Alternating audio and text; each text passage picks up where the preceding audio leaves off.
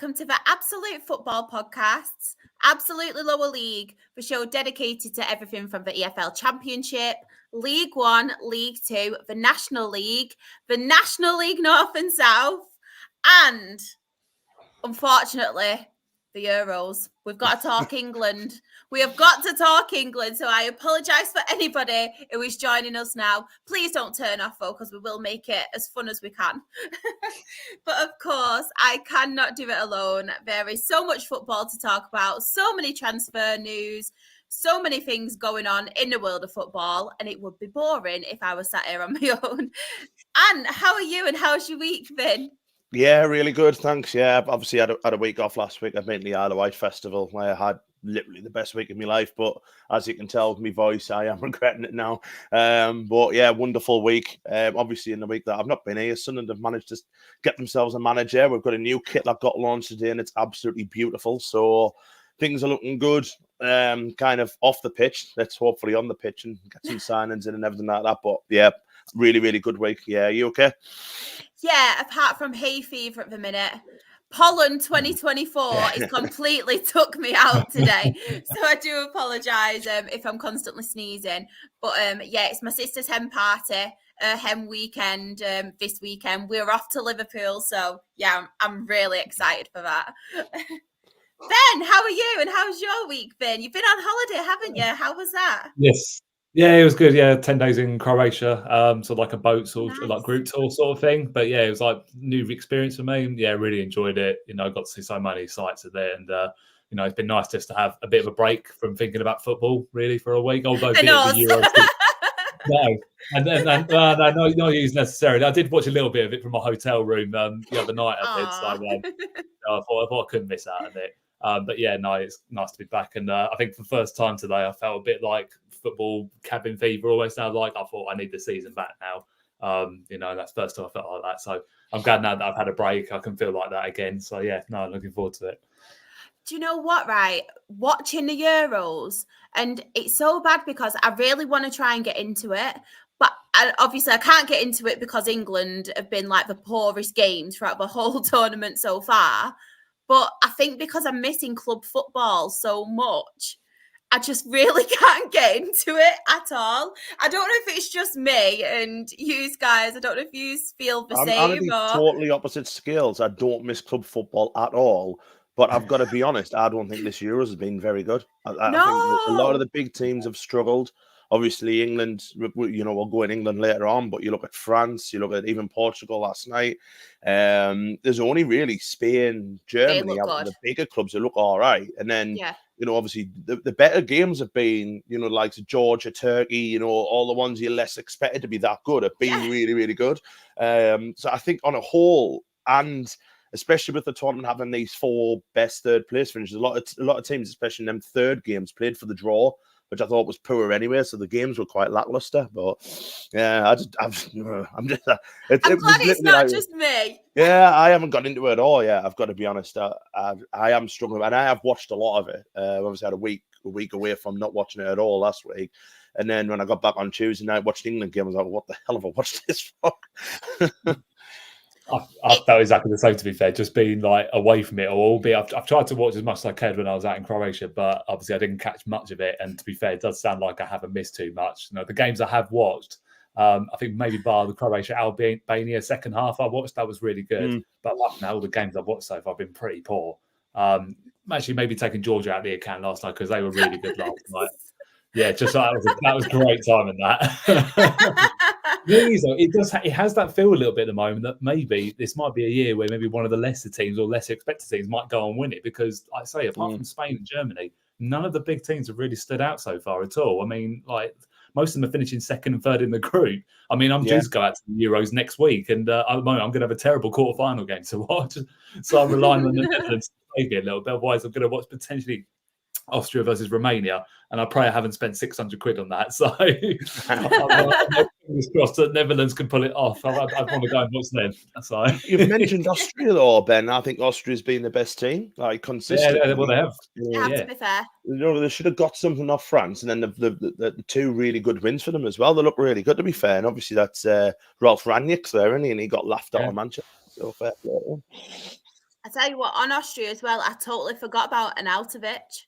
Yes. I really liked him. One of the only people who actually liked him. He was so cocky, so full of himself, but I really rated him as a player. And when I saw him the other day, I was like, I've not seen him for ages. I was dead chuffed. Yeah. Yeah, to be fair, when you watch like the Euros and the World Cup and everything like that, it was like Solomon Rondon scored in the Copa America last night. Where's he come from? And was it Chet Thompson who scored for Turkey last night as well? Yeah. Where's he been? He's everything. We just pop up, don't we? And it's like, I remember you. I think you always go, they're still playing. I might think that I know. I don't know if any of you saw as well last week, but I had a little emotional moment over Modric and Toni Kroos. And I was just saying how much I didn't like the fact that they're retiring from international football and stuff. And yeah. Probably the worst possible outcome for Modric as well, that he came off about 10 minutes to go. I think he gave the armband and said, like, come on, boys, sort of thing. And, you saw his face, but seconds before he said he got the equaliser. And, like, he's just like a man, so much an age. And it's heartbreaking for a man that's done so much in the game. He's won so much. And, he's been legend in his country. That's the thing. I was telling some of the guys, on my trip who don't really like football, they wanted to buy a Croatia shirt, saying, like, get with Modric on the back because he is God to them. He's probably arguably one of the best footballers, if not the best footballer that country's ever had. So, it was very sad in that because, I have a lot of respect for Modric, where he's done in the game. And it's unfortunate the way it's sort of happened, whilst he wasn't on the pitch. But what a servant, to his country. And even then, he's still got club football with him. So, absolute legend for Croatia. And, hopefully, he can go and finish his career in a high in that and, can look back and, what's been an unbelievable, footballing career for him. I love him so much. I don't know if any of you saw as well after the game, but I know sometimes like journalists in the press, they have quite a negative impact and they ask some stupid questions. But there was one man in particular, and he just said to Luka Modric, he went, I just never want you to retire. He said, what you do for football and the player you are absolutely fantastic. And he said like other things. I can't remember exactly, but Luka Modric, bless him, was just so taken back and he got really like upset and overwhelmed, like in a good way. And it's really nice for somebody in the media to have that effect and that positive spin, because I know a lot of the time it's not, is it? It's quite negative and people are trying to get the headlines in like a negative way. So for someone to just come out and have that respect, and I think Luka Modric, and I'd be very surprised if anybody dislikes him, because he's such a likable like footballer, isn't he? Like what he does, the player he is, and I just love him. Yeah, he's one of those players, isn't he, where you want to see, if you're a footballer, you want to see your name on the back pages, not on the front, and you've never seen Luka Modric's name on the front page. He's made his name being a fantastic footballer, which is fair play to him, like. Thank you to Ens as well. You said like and subscribe, people. Hope you're okay. But yeah, we've got to do it. And I'm going to leave it up to you two, whoever wants to take the lead. But England, where do we start with England? Have a rant. We can all like have therapy about it right now. Whatever you want to talk about, I will leave the floor for either of you. Well, so rock, paper, scissors. Really, like, so. So this time last week, I was watching obviously the Denmark game at the Isle of Wight Festival, and it was really like. Oh no, not this one. Sorry, this one. Have you seen the one where it says that Gareth Southgate's the only person to stop at the red lights on Grand Theft Auto? I laughed at that one. There was one scene Gareth Southgate wears armbands in the bath, and that really made me laugh. but no, I mean, like I say, around about this time last week, I was watching England game at the Isle of Wight and everything like that, and on a big screen, everything. The whole atmosphere was mint, and then. Even when Harry Kane had scored, I thought, go on and really make a statement. And then we left it about 55 minutes. I think we went for a drink because it was horrible. It was numb. They're not getting out of. I don't think we've got our first game in the tournament yet. And then, you kind of think, You know, so Tuesday.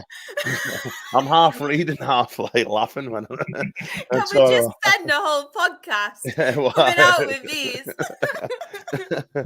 But even then, on Tuesday night, you're thinking, "Oh, just make a couple of changes." It's a free hit, and that's what's kind of, annoyed us more as the Tuesday night game. That it was a free hit. Give the likes of Anthony Gordon, Cole Palmer, Ollie Watkins a few minutes. Give them a run out. It doesn't matter. It didn't matter if we'd lost that game, and but. Slovenia were there for the draw, weren't they? And fair play to them. Their game plan was brilliant, but we just don't look interested. And that's the worst thing about it is half the players. I mean, we've took a squad over there, with the top scorer in Europe last year, and Harry Kane, one of the top scorers in the Bundesliga in Bellingham. Obviously, we've got Saka, who scored loads of goals, Palmer, who scored loads of goals, Anthony Gordon, who scored loads, Ollie Watkins, who scored loads of goals. Even Declan Rice was banging in goals, and we just look boring. And that's like it's the worst thing about it. It's like just let them play with a little bit of freedom, take the handbrake off, and he just seems so like he doesn't want us to lose, does he? That's the problem. He's so scared of losing that it gives us such a bad kind of vibe going forwards to try and win the game, because it's there. I mean, you saw it like in the first game, probably the first 25 minutes against Serbia, we knocked the ball around lovely. We were attacking, even Denmark up to the point that we scored. We looked good.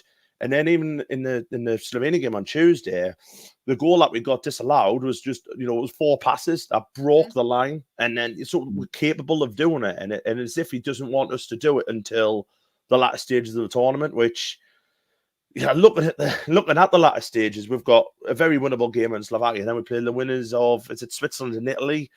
Yeah. And that's, that's it's not the hardest of runs, really.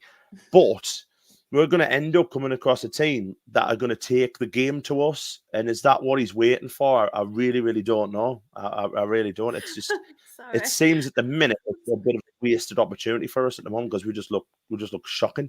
But on the shoes, if you put the shoe on the other foot, you look at France and you look at especially Belgium, who I watched last night, and they look just as bad as us. So is these big teams just waiting until the knockout stage to really flex the muscles? I don't know, to be honest. But like I said, I'm more kind of peed off about why didn't just change the squad and put some players in who needed minutes. Bringing Anthony Gordon on with 2 minutes to go was just stupid. Really, really daft. And then, Cole Palmer, I thought Cole Palmer changed the game when he came on. Kobe Manu has got to play every single game, hasn't he? He was fantastic. But yeah, as Ensman's put there, if we play Spain will just destroy us the way it's going. But I suppose if you look at plus points, we were all kind of concerned about the defence. I think the defence has been excellent. Jordan Pickford, especially at the back, he hasn't had much to do when he has done. He's done well. I think Mark Guy's been our player of the tournament so far. I think he's been outstanding. We've got Luke Shaw to come back, so that's really, really really good news as well. So at least that's kind of, that's one good thing. We just need the midfield and the forwards to kind of step up to the plate, really, because they are, they need to, really, in these knockout stages now. We have got to stop just blowing teams away and showing how good of a team we are. That's a very good point, actually, you say, Ad, about the defence being excellent, because that's the area of the pitch that I was concerned about for when the squad came out. And I thought you shouldn't even be looking anywhere near the forward to say they're the problem, because, I mean, the thing is, I watched that first 10, 15 minutes of the game on Tuesday, and we just looked like a side that was under pressure. You could tell the players looked very much under pressure, because some of the balls that were going underneath the players' feet, I think there was one ball across to John Stones, which, he completely evaded him. And some of the passes, you look at them and thinking, they don't do that in the Premier League. They just don't do that. And it's just, I just don't understand the whole point of 2 holding midfielders. I don't understand the point of, not being able to just, like I say, have that bit of freedom just to run at someone. As soon as Cole Palmer comes on, he decides, do you know what? I'm going to take this ball and I'm going to go. I was like, because that's what I'm good at. It's the players, the players are good at the abilities they've got. What they are supposedly good at, they don't want to do, or is even how they've not been told not to do, because they cannot enjoy playing the way they are. They must be going to themselves, give me that ball and let me just run at them. It's like there must be that element of their head, but they've probably been told, look, keep the ball, be patient, wait for the opportunity. And like you say, 4 passes, albeit the goal was, a good yard or 2 offside. That's about 4 passes are broken down. And, you're just thinking to yourself, like, in one killer pass, we've got players in that squad that can, play that one killer pass we need. And again, the problem, and I love Harry Kane to pieces. He's been absolutely brilliant for England, but he went almost back to his Tottenham days a little bit in terms of coming right into midfield at times. And I'm thinking that's why we've got the likes of Rice. That's why we've got the likes of Bellingham. Is to help so he can push on and get in that 6-yard box, which is supposedly what strikers are meant to do. I mean, he's always been one of those players for me that he can do absolutely nothing all game, but he'll get a goal, and that's what the best thing. Yeah. That's why he's one of the best in the world. Ben? Do you think he's fit? I don't feel like it. He looks tired, to be honest. I think he just looked very sluggish. And again, I think maybe you look at it. I think maybe we should have given like Ollie Watkins a chance. You've got forwards in there that are capable. We've even got Tony, haven't we? If you want that bit about him and the strength and everything, Ivan Toney can hold his own. So if you don't want to play Watkins, play him. Yeah, exactly. And even then, and this would go back to the point of fact that why are we not bringing players that are in form? And to be fair, Dominic Solanke, obviously, he annoyed me a little bit, with his comments the other week about he'd score 100 goals in non-league and that. But to be fair, you look at his record this season, you think he got 18, 19 goals for Bournemouth, in Bournemouth side, and you think, how is he not on the plane? How have we not been? He's not been given a chance. You're putting players in that have barely featured. I mean, Luke Shaw, he's been injured most of the season, and yet he's got in the squad. And it's just I just looking at it, we're making the same mistakes every single tournament. I mean, it reminded a little bit of that Iceland game with Roy Hodgson in charge. I think you're bringing on players, that are just not fit or just not capable of doing the job. And we saw obviously with Anthony Gordon coming on with the 89th minute. What's he going to do in 4 minutes? What is the point? Bring him on with 20, 25 to go. Then it gives at least a chance to really get into the game. That's putting a lot of pressure. I think he's got 5 minutes to try and press himself to get into that squad for the next game. How's he going to do that in 5 minutes? I just don't understand where Southgate's going with it. I'm trying to watch it. I'm trying to put perspective on things and going, right, I'd like to see, I can tell the way he wants to play, but I'm watching, I'm going, I don't even think the players even know what they're meant to be doing. Literally, I don't think they've got an idea of what the philosophy is meant to be. I mean, you look at the 2 games before we came out to the Euros, we didn't get convincing in those either. The Iceland game in particular, I think, what was it, one shot on target against Iceland. No disrespect to a team like Iceland, who obviously deserve the win that night, don't get me wrong. A country of 350,000 people, and we've already lost to them before, and you think... Lost to a supermarket. Exactly. We did we Tesco's next? Honestly. Oh my God, honestly. It's just embarrassing. I mean, that's the thing. I would rather go and lose a game of football, but actually, really go for it. That's the thing, because we've it's made the mistake so many times in the big games in particular, because I've always stood by this. If we had a world-class manager in charge, we would have at least got to the World Cup final. We might not have beaten France, we would have got there, and we would have 100% beaten Italy in the Euros final. Any other manager, we would have won those 2 games. Yeah. But now Southgate, we score early, and he thinks, do you know what, we can hold this now, we'll sit back. It's like, you can't do that not against these good teams. So they really have got to try and, really get themselves going and really give themselves almost a reset a little bit for the knockout stage, because Slovakia is not going to be an easy game. There will be no pushovers. No. And, that's the thing. But they're on merit. They got 3rd place to get there, but they're still there. And, you can't take them for granted. We've struggled against the 3 sides we've played against so far, and these are going to be nowhere near the quality that the likes of Germany and Spain are going to have. And that's the thing. Our run potentially to the semi-final, it's looking pretty straightforward. Maybe Italy obviously be the only real difficult one on paper. But I'm concerned. I genuinely fear that we might go out the next round if we go in with that same sort of mentality. That's kind of what worries me, to be honest, is the Iceland mentality of we just need to show up on Sunday. They are going to be tough, and what they're going to do, they're just going to look at the three games that we've played, and they're just going to look at, well, we'll just park the bus, and because just let them break us down, they'll not be able to do it, and we might be able to catch them on a sucker punch on the counter attack or whatever. And for me, if I was in that camp now, and I know that all the players are counting in support of Southgate, and we're like, we're behind him, he's a wonderful coach, this, that, and the other. If I was like, say, Harry Kane, I'll just get them to one side, or even one of the younger players, just to say, right, let's just play how we want to. Let's just put the brakes off, take the brakes off a little bit. And I mean, I remember the couple might have been last season watching Sunderland, and we beat Southampton 5-0. It was a rare high point of our season last year. And they interviewed a couple of the lads afterwards, and they said, what's it like, obviously playing with players your own age? They said, it goes, it's like playing in the park with my mates, because we've got creative freedom to do whatever we want. For me, just do that. Just say, right, you've got a combined age of, say, 22, 23. Let's show no fear and let's just put a few goals past them. And if that happens and it wakes us up a little bit, I think we will go a long way. I think we've still got, and I think we still are one of the favourites to win the tournament for what I've seen so far, because the other teams have been that bad. But the problem is we've got to get out of this rut somehow, because some teams just going to look at it and just go, well, these are easy to work out. We just need to put 8 or 9 behind the ball, put a few, keep England quiet for 60 minutes, because England will then get frustrated, and Southgate doesn't particularly like to change shape, anything like that, and we'll just keep it till, say, 70 or 80 minutes, go out and try and get a goal, and we will not be able to break that down. I feel like as well with Southgate now, and I feel like there was a lot of pressure on him anyway with how he's playing football. Obviously, all of us as a country, we don't like it, but I don't know if any of you guys have seen like our side of obviously the knockouts. We have got the easiest one, and I don't see why, because we have the players, why we couldn't get to the final, because we have got the easiest side. And I think obviously there was pressure anyway and stuff, but I think it has to get to the final, because there'll be questions asked. There'll be 100% questions asked. For me, bare minimum for me would have been final this year, because of the squad we've got. It would have been bare minimum. You've got to look at that tournament and think, obviously France have got a great side, don't worry, but you take Mbappe, you take an injured Mbappe out of there, and we sorted the night with France, they were poor. Where Mbappe didn't play when he broke his nose. And then you're looking at like Belgium. I think Belgium are the kind of great teams of 5-6 years ago. I think that's gone.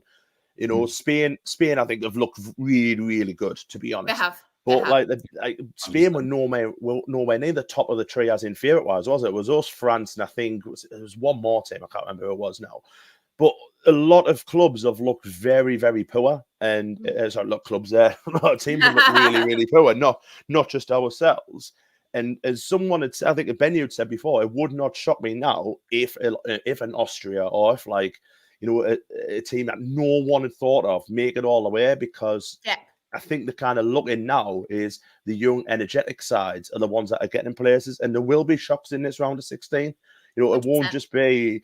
It won't just be we're looking at the likes of ourselves, Holland, Italy, France, all the big countries in the last year. Because I don't think that'll happen. I think there will be a shock along the way. And really, for me, it's just go out and play with no fear. But going into the tournament with the players that we've got, and I know great players don't always make a great side, but the array of talent that we've got in that squad should be able to at least get to the final for me. And I think the problem is now, because of what's happening in this group stage, is no matter if we win this tournament now, Southgate's done, because I don't see a way back at all, just for the way things have been going on. And especially if we go out, say, quarterfinals limply or something like that, I'll just be like, well, we need something new, we need something fresh. Some of his decisions have been really questionable as well, haven't they? It's like there was a lot of people in the chat talking about Trent. What are your thoughts on obviously Trent in midfield with Declan Rice? It's for me, it doesn't work. I think he's done it a few times before when it has maybe come off. But that thing is, I think they were against lesser teams. That's the thing, not in a major tournament. The time for experimenting on that was in the 2 games beforehand. If 100%. He knew it wasn't 100%, then he needs to stick with what he knows. I mean, I think obviously a lot of questions are going to be asked now about what team plays on Sunday. And for me, Mainoo's got to be in there. I think he was superb when he came on the other night. I mean, I loved Conor Gallagher's pieces. Chelsea are my Premier League club. And I just thought he was poor. It didn't get into the game at all. Yeah. And then you've got Cole Palmer. The man's contributed to 30 goals this season. How is he not even getting a chance? He just offered something different when he came on. He showed no fear. And that's the thing about Cole Palmer. He dragged Chelsea through last season, he did. On his own, because when you took him out the squad, Chelsea did not pick up points and didn't create chances. And with Cole Palmer in that England squad, he will create chances. He might not score them, but he'll at least create them, and that's what we've been struggling with. And then again, Anthony Gordon, why not throw him in against Slovakia? I would rather try him against Slovakia than maybe against the likes, throwing him in the semi-final against Spain. Try him now, because you can at least see if he is right. If it doesn't work after the first half, then you do change it. But yeah, I mean, obviously, a big question mark. Obviously now, Phil Foden, obviously he's gone back, to the UK for the time being. Whether he comes back to the tournament anytime soon or not, I'm not sure. But again, he's been, I don't know if that's been a playing on his mind. That's the thing. A lot of these things go in these players' lives. I think sometimes we get caught up in that. Maybe that he knew that he was going to have a third baby where it might have been playing on his mind the whole time he was out there. Because in all fairness to him, he's been very poor at this tournament, and I expected such big things from him so far, and he hasn't delivered. But again, he's not the only one. There's so many of them that haven't delivered so far, and they really need to up it because everyone's going to be expecting at least a performance now on Sunday. I just really want the players just to go out with no fear. Just go out with no fear. It's just like just take the shackles off. Just give it a good go. I mean, I've always said about the manager. If we had someone like, I don't know. I mean, I said this to my mates a few days ago. Like, if we had like a Bielsa just to go full on attack, I'd love to see how we play. I mean, we might lose the game possibly, but at least I can say, do you know what? We really went for it, rather than try to hold back for a little bit and then we'll get done. One shot on goal, and then everyone's going to go, well, we were absolute shit. So it's like, just try something different. It's not difficult. Everyone else can see it, so why can't they see it? That's the thing. Yeah. I mean, it's easy for us to sit here and criticize, and obviously we're not in that position, but everyone can see it. The pundits can see it. Everyone's looking at it and thinking, there's so much potential in this squad. Why can't we just play a little bit more with more fluidity? We've got the players to do it. We've got world-class players. We've got Champions League winners. We've got Premier League, top goal scorers, Bundesliga top goal scorers.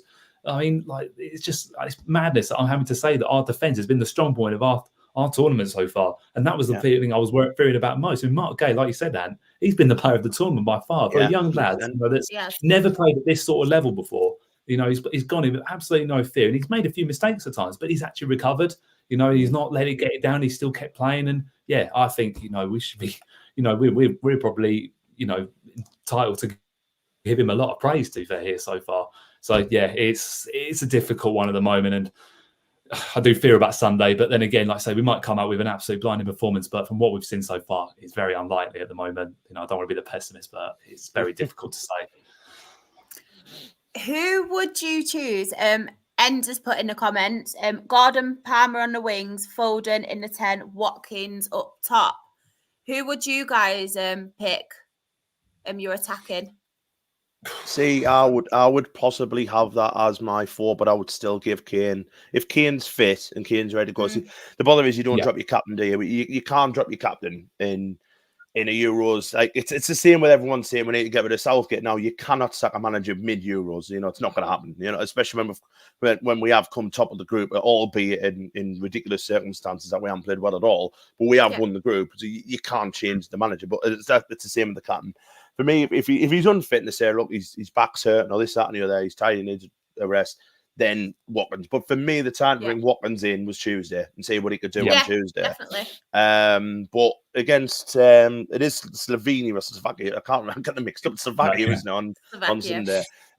So Slovakia for Sunday, I would play that 4. I would play Kane, Palmer on the right, Gordon on the left, and I would have Foden in as the 10. So that means dropping Saka. I just don't think Saka's had a very good tournament, to be honest. It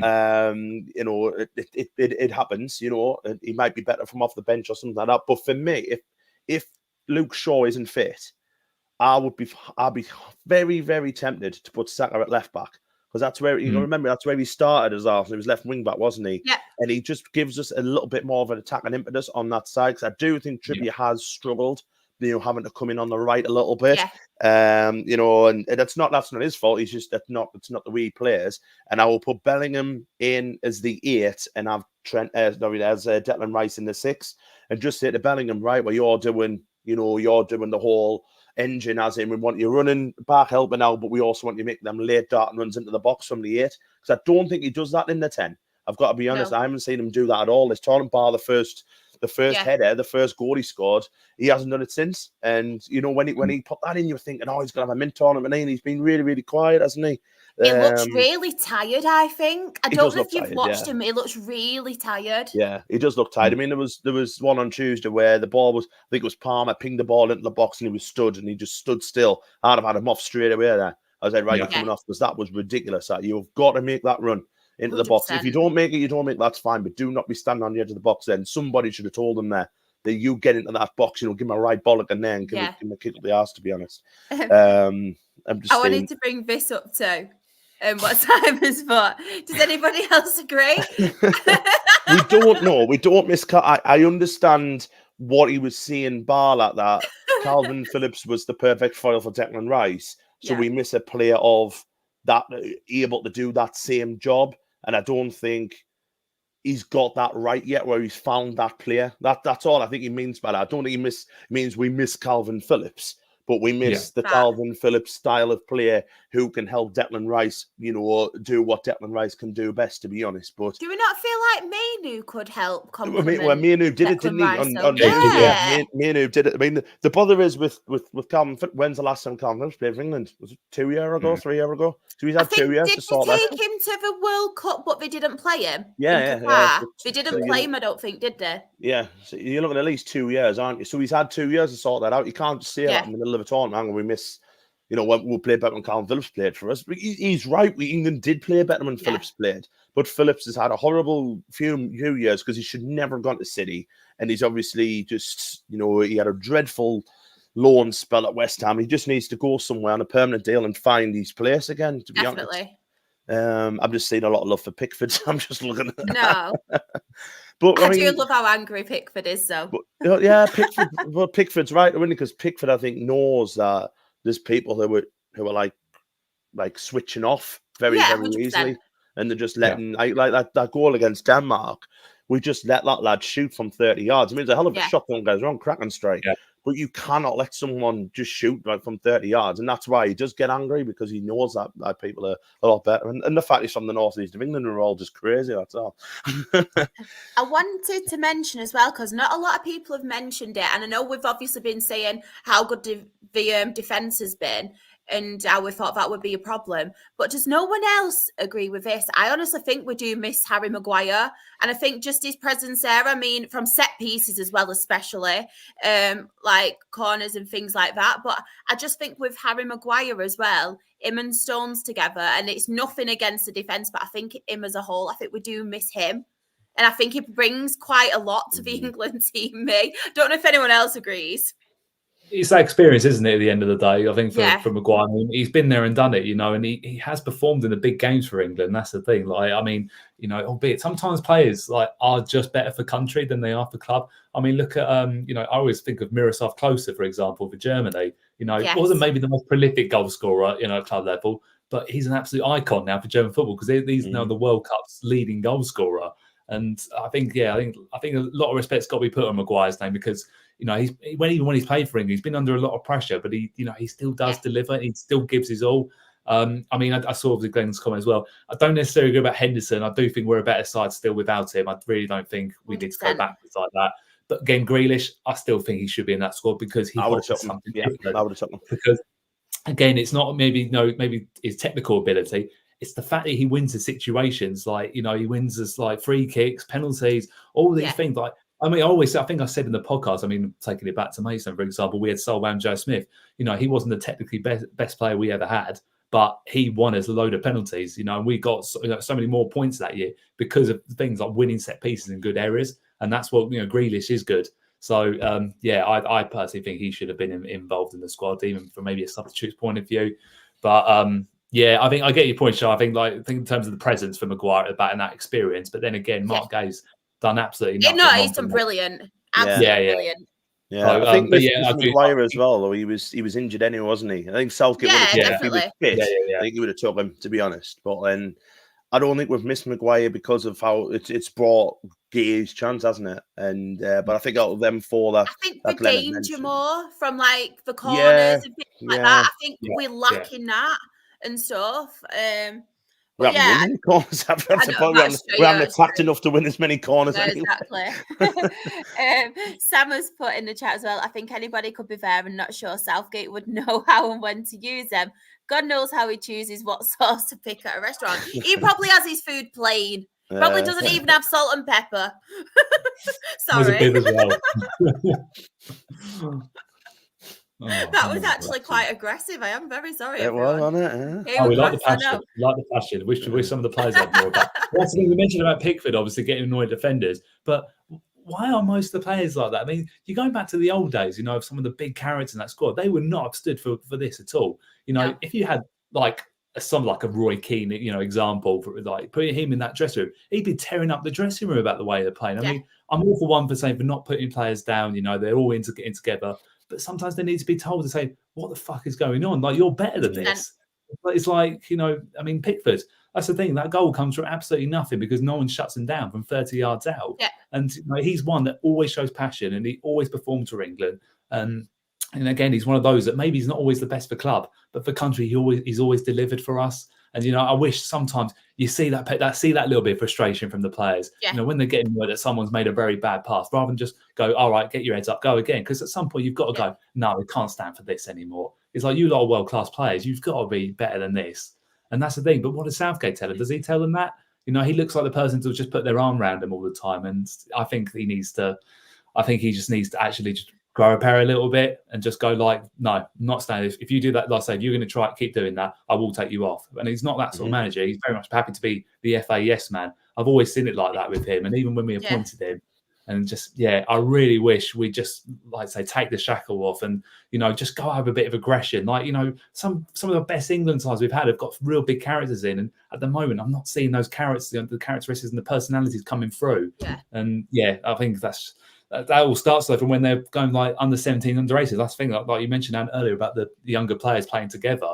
Like they started a whole project. The whole point of getting England better was to get them more connected at under 17, under 18s level. You know, and I think for me, Southgate's completely ripped that apart because of that spirit they had in that under 17 squad when they won the World Cup. Most of those players now are involved in the squad, and you know they're not almost under that same treatment, if you like, and it just doesn't. It feels very disconnected, and I don't know what's going on. Like it's hard to put a finger on it, really. Yeah. I just wanted as well to come onto this comment. I'm not usually one to call people out, but it's calling me out for going into the kitchen and stuff. And if you really believe that now, and if you're making them kind of comments, then you really do need to get out the stream. I am going to block you from the stream. I've not got time for you. If you're really resorting to that and you're spending your night watching me. So I'm really sorry, but maybe you should get back to the kitchen instead of watching me and trying to fire abuse at me, because I'm really sorry. I wouldn't usually do it, but I'm in quite a sassy mood tonight. So bye-bye, hon. It's off. Yeah, exactly. I'm just sick of comments like that, and I wouldn't usually like say things like that and bring it up. But if you're going to come into my stream and have them comment and try and hurl abuse at me, you're spending your night doing that. It's very sad. Very sad. That's a strange thing about it, isn't it? That I'm going to take time out on me. I'm not sure if Gary Garner's got a very busy life at all, but you're taking time to watch something to have a go at somebody who probably talks better crack at football than what you ever will. So, you know, if you go, Charlie, never mind. And do you know what? Even if I do talk a load of crap, which sometimes, do you know what I do? He's spending his night watching me. I mean, so who's the winner here? Who's sad? Who's pathetic? Thank you so much for bringing your views. That's an extra view from Gary Garner. Thank you, hon. Picture of Gary Garner. Thank you very much. Thank you. And he's probably not even called Gary Garner. But yeah, and to everyone in the chat, thank you so much. It hasn't bothered me, and I wouldn't usually bring it up, but I'm feeling quite sassy tonight, so I thought I'd get one in there. Chef, you go. Yes.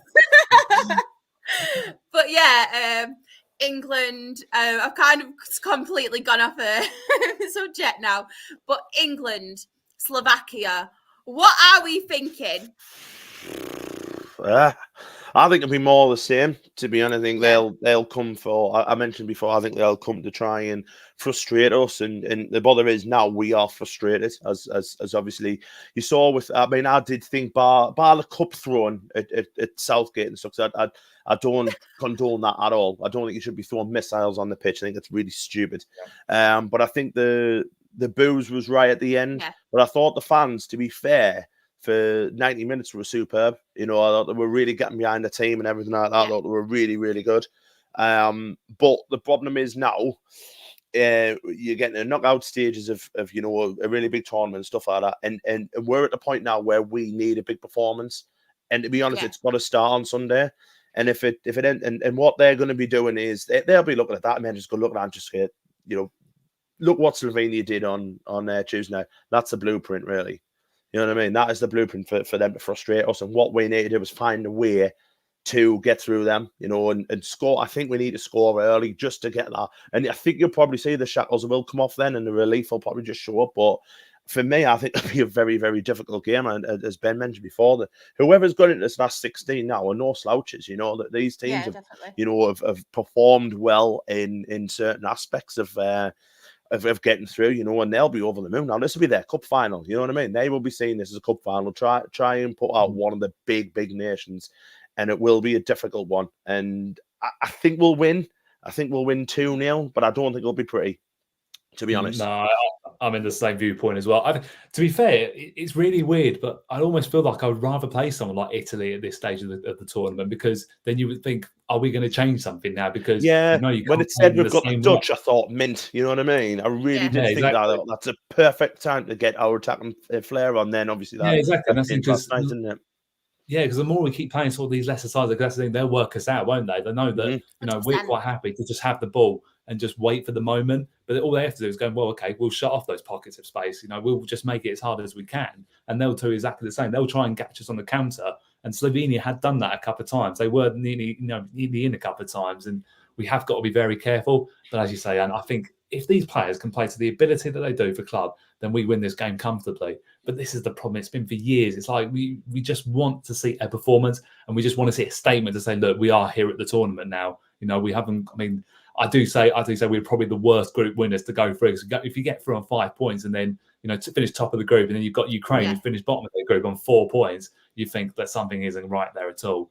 I mean, we have been maybe a tad fortunate, and we probably were lucky. The fact the group we got was pretty comfortable on paper, albeit we've made it very hard for ourselves.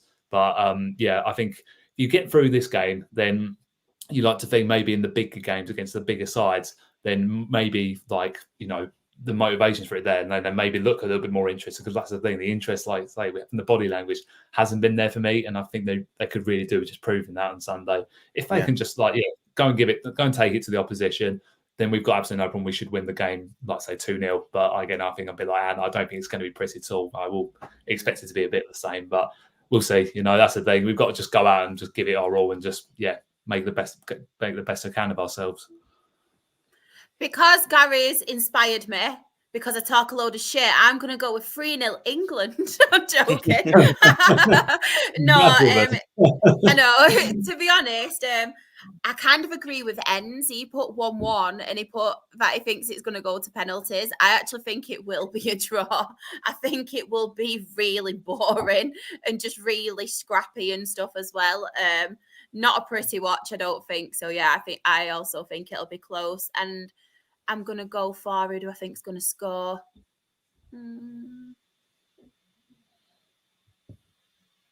It's got to be Carl Palmer, hasn't it? As long as he starts. Who's that, though?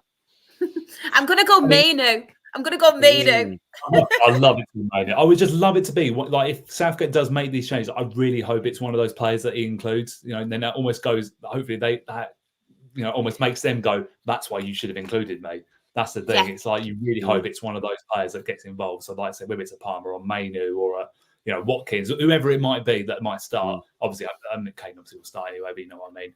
But I think it just needs to be one of those players, because then he might actually go, do you know what? Maybe he did get it wrong, because that's the thing. He's quite happy to stick to his guns in that half the time. Yeah. But I think on this occasion, I think he'd probably love to be proven wrong. To think, okay, maybe I did get that wrong in the group stage. Should have started then. Maybe we would have been more comfortable. But as long as we get it right now, that's the thing. The main thing is we're still in the tournament. And that's the thing. Whether we're performing or not, we're still in the tournament, and there's always a chance. So if we can go and get a nice, comfortable result on Sunday, then and hopefully spirits are lifted a little bit more and fans start getting behind the team and more again, because we have been trying to be patient, but patience is running thin at the moment. So, like Anne said, if we can get an early goal, I think that would really settle us down. So it'd be interesting to see how it all goes to start off with.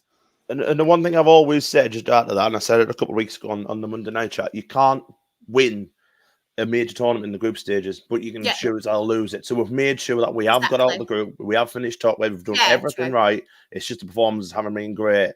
Sunday is now, this is where the tournament starts in earnest, really, and we've just got to get it right from then on. We're 4 games away from winning the tournament. You know what I mean? 4 games away, 4 wins.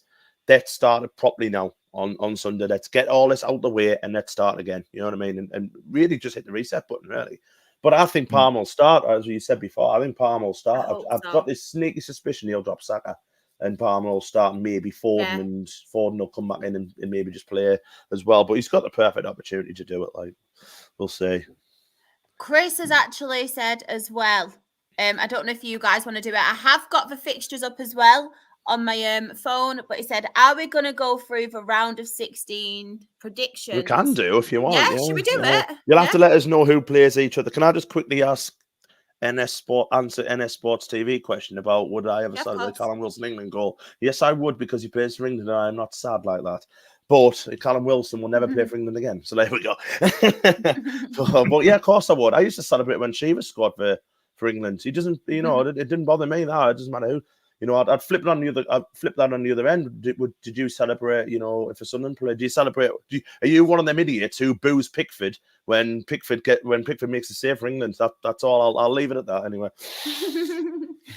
As well, people can get involved in the chat with their predictions. So on my phone, it's going by. So the first game I've got is Spain and Georgia. So Ant, I'll ask you first. Your prediction. Oh, you know what?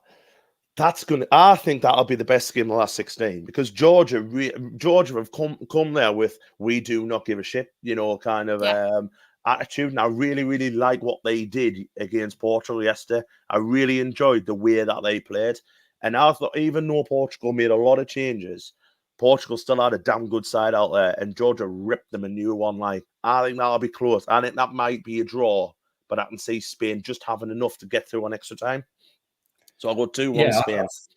Yeah, I think now you sort of put it in that way. Now I think I'll change my prediction, because I was really going to say I think they've sort of had their moment. Now it might be a 3-0, but I think that's Mr. Luke's put that. I think I would probably go for a 2-1, maybe 3-1. It won't be as easy as a game as Spain will think, and that's the thing. They've got to go into that because they've probably got a massive confidence booster from their group stage, knowing they've beaten some good teams in there, and they're probably thinking, look, this game should be a breeze for us. But like I say, George, I love the way George played. I almost wish, can we have their manager now? Because that's the thing. He goes out with a positive mentality. That's the thing. Like, they're happy to attack. The way they play is almost like, that's what I wanted to see us do. How come the side, that, like, what is it, 74th ranked in the world, be better at attacking than us? That's the thing. It's like, it winds you up against good opposition. It wasn't exactly, one of the small weights of the tournament. It was against one of the big guns that, they only won the tournament 8 years ago, didn't they?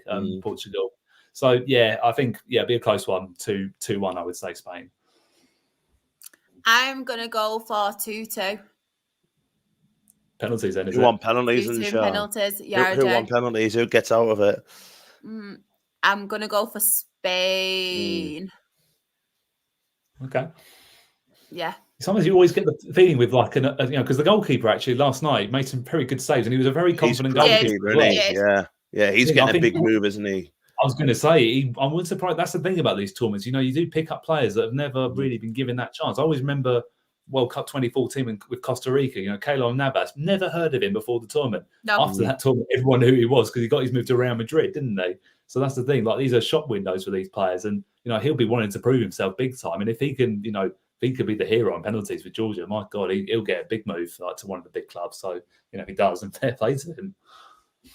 Next game, we have got Germany, Denmark. Go on, Ben. I'll let you go first on this one. I think Germany, I've always said, look, their aim really should be to get to the final. It's been their tournament. They have looked good. I mean, they have looked good so far. It's been them and Spain for me so far. And I do see them probably winning this game fairly comfortably. I reckon a 3-0 Germany on this one, to be fair. Then Denmark, might be there to, like, really give them a game. I think they'll give them a good game maybe in the first 20, 25 minutes. But I think as soon as Germany get the first goal, it'll be one-way traffic. So I'll go for a 3-0. And so I've got Denmark in me sweepstakes at work, so I really want Denmark to win, but I can't say it. Yeah, I just can't say. I don't think Denmark are being good in the tournament at all, to be honest.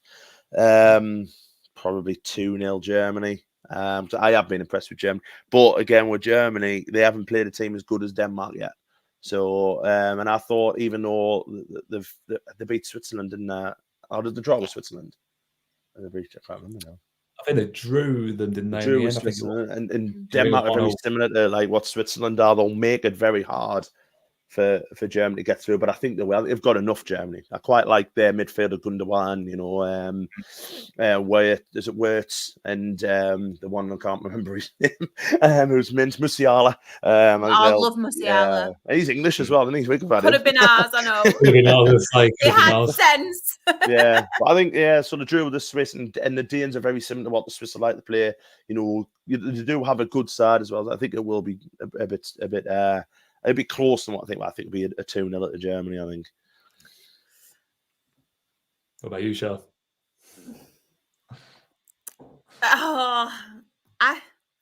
I'm gonna go 2-1. And I'm only going to go 2-1 because I love Christian Eriksen and I really want him to score because I love Eriksen so much. So, I mean, the goal.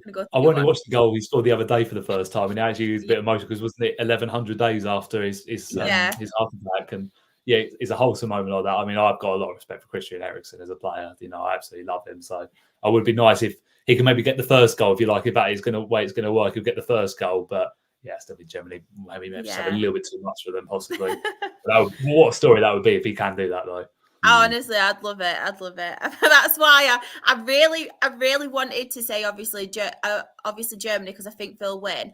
I didn't think Denmark would score because they've not scored many goals. Like our group as a whole didn't score many goals, did they?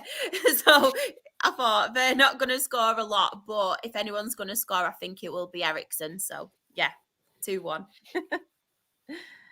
Have we got any more things in the chat? It's just the games on here. So the next one we have got Portugal, Slovenia. I'm going to go first on this one. Sorry, Anne. Go on. I am actually going to go 3-0. I'm going to go 3-0 Portugal. Yeah, no Slovenia. Yeah. I was going to say, I was expecting the big bombshell there it was. Yeah. I think Ronaldo has got a score, and I think Bruno Fernandes as well. Yeah, 3-0. I think they looked a little bit frustrated last night, albeit the game didn't mean as much as probably it did for Georgia. But will that result affect them? That's the thing. But I think on paper, Slovenia really weren't all that, and that's the thing. If we'd bothered really to sharp against them, we would have won the game comfortably. But yeah. I'll probably see a 2-0 Portugal, and I think Ronaldo probably will get one. I think it'll be fairly straightforward for them. I think maybe a tense start, but I think it will become very straightforward for them as the game goes on. So 2-0 for me. I'll let you go now, Anne. Sorry. So I can actually see a shock coming in this. I've got to be honest, because I see it as very similar to our kind of game that. Slovenia have got in on merit. I think Slovenia have been quite good in the group, to be honest. They got that draw against Denmark and then drew against Serbia. And as much as we were bad against Slovenia, I thought they were quite good in what they did, as in, they frustrated us. Yeah. And I really, really like their striker, Sesko. I think he's a fantastic footballer. Yeah. And I can just see Portugal having this because Portugal normally at some point have a breakdown, don't they, in a tournament where they all fall out. And I think that might have happened last night. And as Glenn said there, Slovenia did Portugal, and I think it was in the group, so in some kind of, I think that they did them. Is true. I'm going to say a Slovenia 1-0 and Sesko with the goal. Just as a complete, I think there's a shock in this last 16, and I think it's either that one or Romania. Who Romania got? Have Romania got Austria? Netherlands. I think that's me too. Where I'm thinking there's going to be a shock at somewhere in the tournament. I'm going to go Slovenia. I can see it being their cup final, and if they do the blueprint of what they did against us, against Portugal, and they will run out of patience. You know what I mean? Whereas we kind of didn't, they will. Yeah. And I don't think they've got the players to come on and change it as what we did. Even though I know the game was 0-0, but we looked really good when we brought like Palmer goal. Yeah, I agree with that. I'll go 1-0 Slovenia just as a little bit of a spanner in the works there. You mentioned Romania, so I'll do the next one. So Romania, Netherlands. Again, I haven't been impressed with the Netherlands at all. I think they've been really poor. I think they rely a lot on Memphis, and Memphis hasn't done it at all for them as of yet. There we go. Cracking start. Again, another side that I'm thinking the Netherlands are going to always end up having a breakdown as well, don't they, in the competition? But I don't see them being as poor now than what they have been in the group. And I think Romania might just be at a point now where their goose might be cooked a little bit. So I'll go a draw, but I'll go Netherlands on penalties. Yeah, that's probably a shout, actually. I think Netherlands might just have enough. Like I said, it will not be an easy game. It will not be one-sided at all. I mean, like I said, Romania, again, one of those sides that have just shown absolutely no fear. I mean, no one expected them to come in. This is the first time since 2000 that they've got into a like knockout stage of a competition. So again, they'll be going absolutely no fear for them. But I think, I probably can see this one going at least into extra time, if not all the way to pens. I think, I reckon it'll be a 0-0, and Netherlands just edge it on penalties. I don't think it's going to be a particularly entertaining game to watch. I hope the Netherlands win because I want to go and watch them like next week. I don't want to watch Romania. So I'm fingers crossed on them. But I think, but it might even there. My head says I think Netherlands will just edge it, but it's not going to be easy at all. I think if they win that, they'll go out in the quarterfinals for me anyway. Whoever they get. Yeah, I agree with that. I don't think there's going to be much, obviously, in that game, but I'm going to be quite controversial. I'm going to go 1-0 Romania. I just think it's going to be one of them like a boring game. There's not going to be much in it, and I don't know. I'm just not fully convinced by Netherlands. So yeah. Again, they're probably a bit opposite to us. Their defense is probably their strong point, but their attack's probably the weak point. But like Southampton, we might do a lot of Memphis to do. I mean, without Virgil or Ake and that, they struggle at the back. They do a little bit. So I think that's why I can't see them scoring. I think like defensively, they'll get through it. But again, it'll come down to nerves and the penalties. And I think Netherlands have had that experience before, so I think they'll have just about enough to get through. France, Belgium. That is going to be a tight one, just because of how poor both teams have been so far. Really, I mean, isn't it? I think I saw today that France have gone through and they haven't even scored a goal themselves. Like I think there's been an own goal or something that's gotten through. They've scored. They haven't scored from open play, have they? It's been goals or set pieces. Yeah. So that's the thing. So I think from that aspect, but then again, like, is it one of those things where they knew they'll get through the group one way or the other? You look at their squad and there's got so much talent in there, like so much depth. And even having the likes of, N'Golo Kante back for them is massive because, he's got that experience and he's got that know-how. He knows how to win the big games. And I think, Belgium, again, they rely so much, like even Man City, they do rely a lot on De Bruyne to deliver. And Lukaku, again, he's not been at it. He's missed some really easy chances. And is he going to melt on the big stage again? And against probably the world's best side? I think everyone probably will say from an outside perspective, it will be France for me. I reckon that's going to be a 1-0 for me. It will be close, but I think France probably just going to edge it in one way or the other. They'll get a goal probably midway through the second half, and I think Mbappe will probably be that man as he always is. He's always been the saviour for them, so I think it will be again. Yeah, I'm the same. I think Mbappe shows up, and if he does show up, then they'll win 2-0.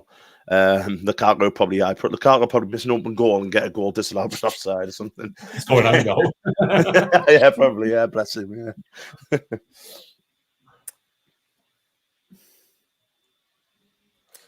Do you know what? I'm going to go 1-0 Lukaku. Really? Well, you've been drinking tonight. I should be in the kitchen. I'm talking shit. Oh yeah, sorry about that. Yeah, no, what the terminology is completely wrong. Should be making you all a sandwich right now. Oh, funny. Next game is Austria-Turkey. Do you want to start this one, Shah? Back to you, aren't we? I don't know. I'm going to go 2-1 Austria, I think.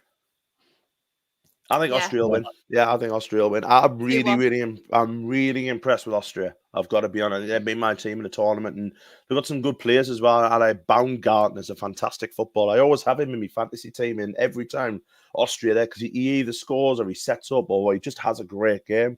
I think they'll be one of the spoilers of this tournament now. From this. If they get through Turkey's not easy. But I think they'll be one of the ones who will knock a big side out and get the semis or something. I proper fancy them for the semi-finals, I've got to be honest. And I think if the way it goes, we could play them in the semis. If, both teams win this, that, and the other. So I'll go Austria. I think I'm with you. I'm 2-1. Yeah, 2-1 Austria. Yeah, I think we always seem to get a surprise package almost every Euros tournament, don't we? Because I always remember, was it 2008? It was Turkey. 2016, obviously it was Wales, and last Euros, I guess you could probably say it was Denmark, getting to the semi-final.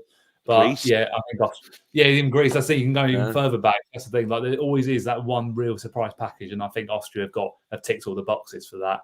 And that's the thing. I think when you would have asked me that, I would have said easy question, 100% Austria going to win the game. I think again it will be very close. It will not be one-sided. I'd say Turkey have done well to get to this stage, but I think 2-1 probably going to edge it. But I think it'll be maybe more of a comfortable 2-1 than maybe people expect. But I think in terms of their spirit that they've shown, throughout the group stage and everything like that, I can generally see them getting into the last four. And it would be good from a football perspective to see one of those smaller nations get there. And I think they'll do that. To be honest, they've got everything they need for it. So I think Austria 2-1 for me.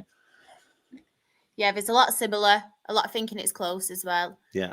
Just before we carry on as well, Royston has come into the chat and he's put, just tuned in, thought it was a lower league talk, or have I missed it?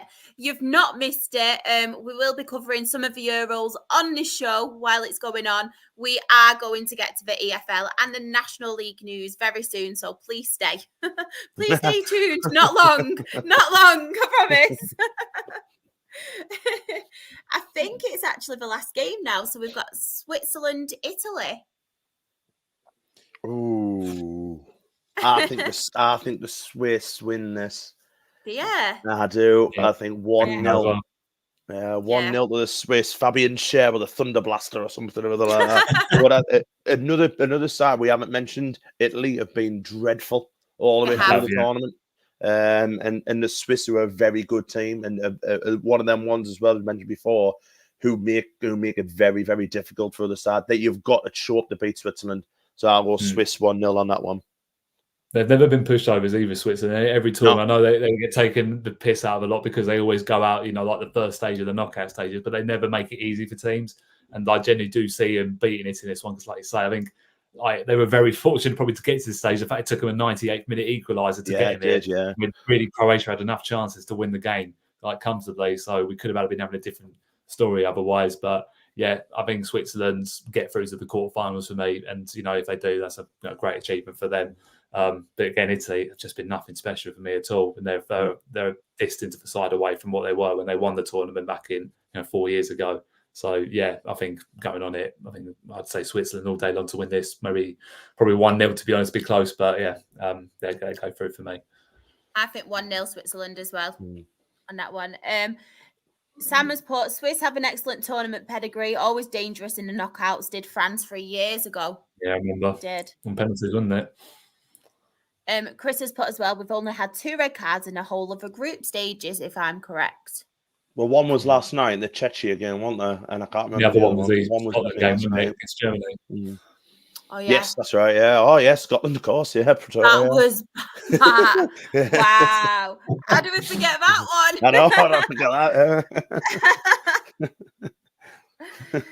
But that is enough of the Euro talk. I think we've covered a lot of it now. So we will get on to what we are best at, the lower leagues. So I'll ask you first, Anne, actually. You can talk some Sunderland. Any news going on? I know you wasn't on last week and there was a few things happening. So I'll let you have So, I mean, a quiet week. We finally got ourselves a new manager. I hope I've said his name right. Regis Debris, who's obviously French.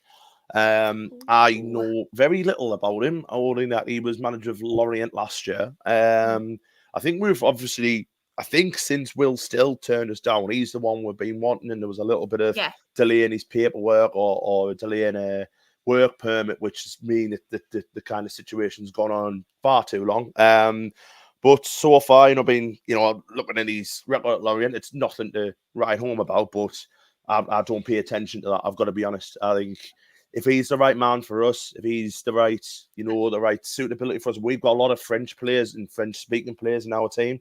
So if he can put, if he can, speak, the dual language and everything like that, I think that'll work well. If he works, I think he work well with younger players at Lorient. They have quite a lot of younger players, so that'll come in quite handy. Yeah, we're just gonna have to get behind him and see how it goes. We do need a lot of, we need a lot of players. A lot of ins and outs need to happen still. Yeah. But obviously, I think this week we brought in Simon Moore who was a Cov, who's a goalkeeper. Good experienced goalkeeper at this level. I think that's what we needed. Obviously, to kind of give Anthony Patterson a little bit of a kick up the backside. Really, if Pato does, drop a few clangers or whatever, then I think Miller's a really, really good kind of goalkeeper to come in and to give him that little bit of experience as well.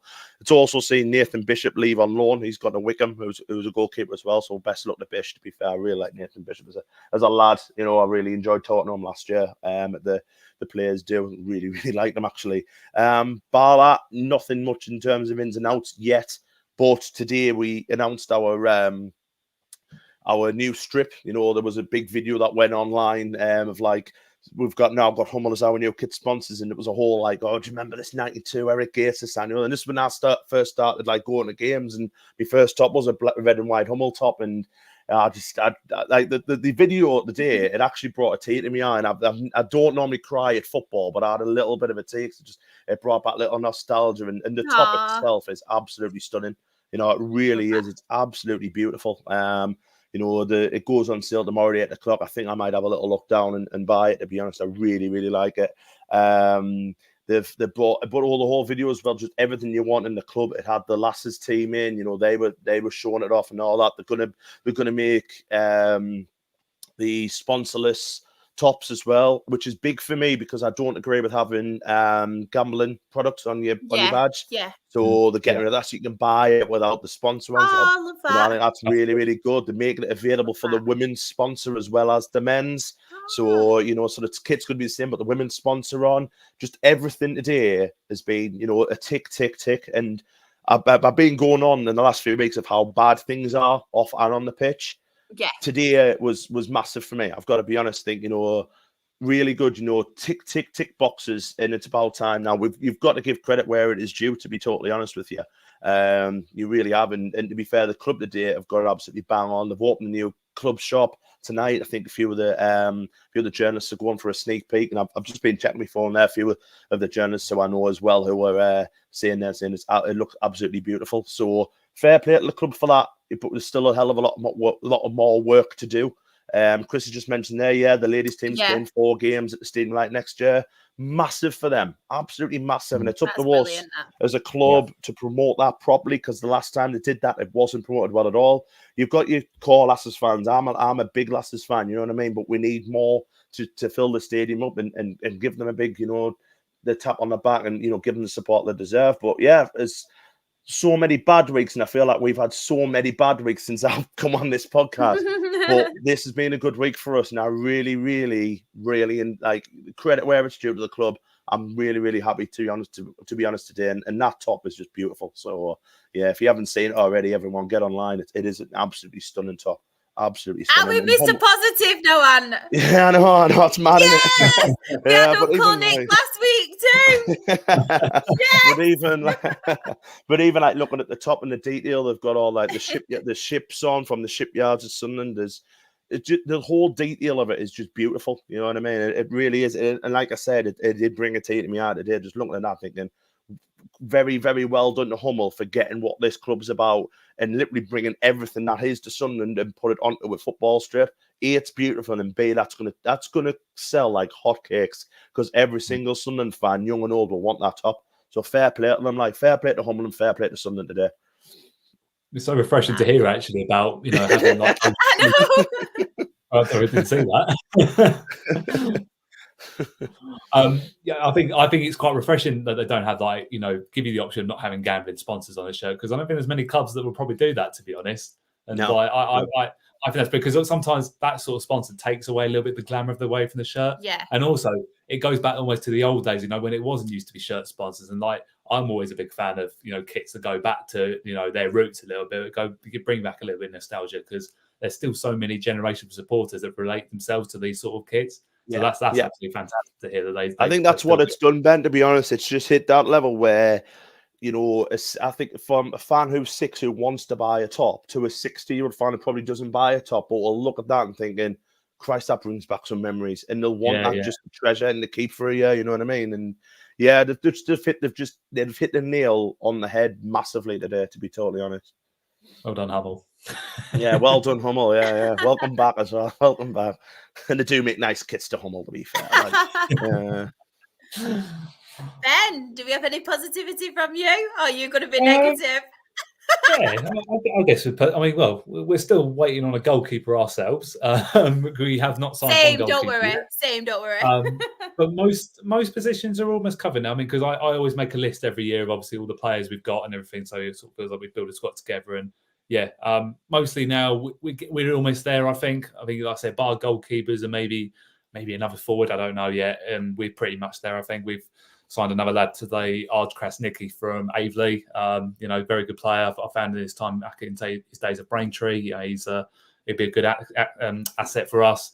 We were struggling for forwards, and we have signed now 4 new forwards. So we've brought Matt Bentley back in for the season. Done really well at the end of last year, so I'm pleased to have him back. We've brought in Jack Coolhurst from Ebbsfleet, which I'm really pleased about, because he was one of Braintree's best players last year before he got called back to Fleet. That's a good point, Simon. I would take the hail, but don't go for Louis Molden. Do not go for Louis Molden.